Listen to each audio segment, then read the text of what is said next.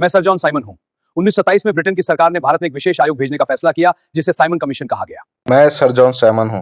1927 में ब्रिटेन की सरकार ने भारत में एक विशेष आयोग भेजने का फैसला किया जिसे साइमन कमीशन कहा गया। इस आयोग का उद्देश्य भारत में शासन व्यवस्था का अध्ययन करना और भविष्य के लिए राजनीतिक सुधारों में सुझाव देना था। ब्रिटिश सरकार के अनुसार इस आयोग का काम गवर्नमेंट ऑफ इंडिया एक्ट 1999 के कार्यान्वयन की समीक्षा करना और यह देखना था कि प्रशासन में आगे क्या क्या सुधार किए जा सकते हैं। लेकिन इस आयोग में एक बहुत बड़ी प्रॉब्लम थी। साइमन कमीशन में कुल 7 मेंबर थे और सभी के सभी ब्रिटिश थे।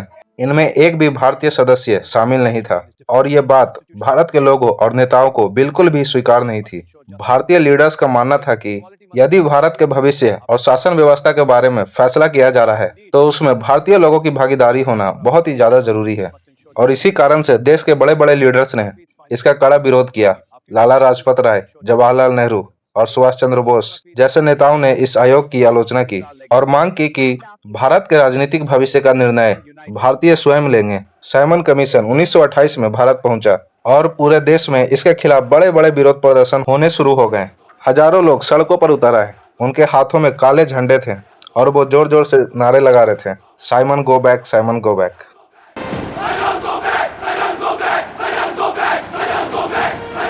सबसे ज्यादा विरोध प्रदर्शन लाहौर में हुआ, जहां लाला लाजपत राय ने साइमन कमीशन के खिलाफ एक शांतिपूर्ण प्रदर्शन का नेतृत्व किया।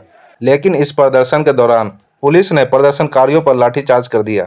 इस लाठीचार्ज में लाला लाजपत राय गंभीर रूप से घायल हो गए और कुछ समय बाद उनकी मृत्यु हो गई।